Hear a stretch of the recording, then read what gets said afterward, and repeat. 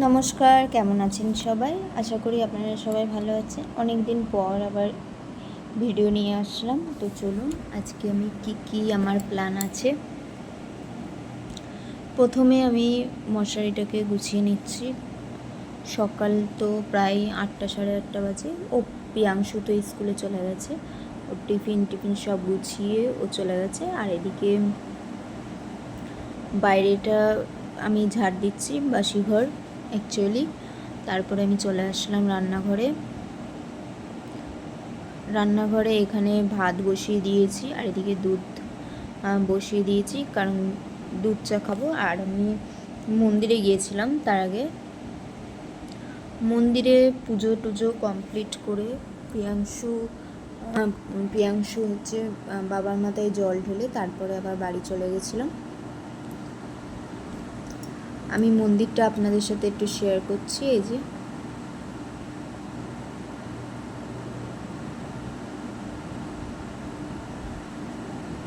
আর এটা বাইরে, এটা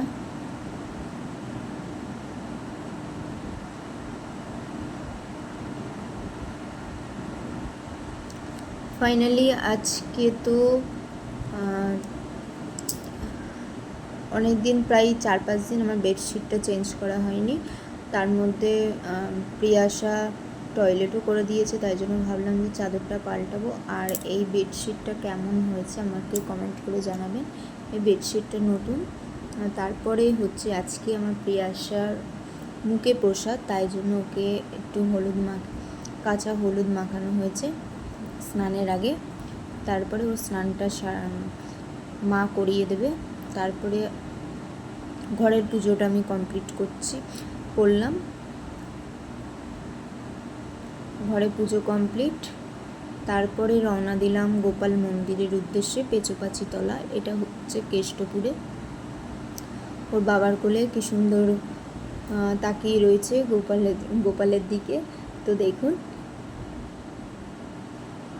আর এদিকে পুজোই বসেছে, পুজোর সব কিছু আমি দিয়েছি গোপাল ঠাকুরকে, কারণ আমার সোনা মায়ের আজকে মুখে প্রসাদ, তাই জন্য যতটুকু পেরেছি ততটুকু ঠাকুরকে সব কিছু দিয়েছি। আর আমার সোনামাকে কেমন লাগছে অবশ্যই কমেন্টে জানাবেন। আর এটা হচ্ছে গোপাল মন্দির, পেচোপাচিতলা। এখানে মিশ্রা দত্ত বসে আছে আর ওইদিকে প্রিয়াংশু আছে।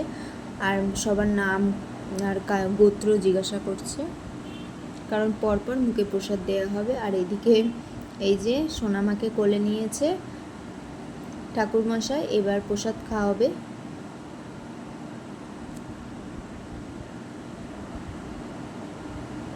তো আজকের ভিডিও কেমন লাগলো অবশ্যই কমেন্টে জানাবেন। আবার সবাই ভালো থাকবেন, সুস্থ থাকবেন। আবার দেখা হবে নেক্সট একটি ভিডিও।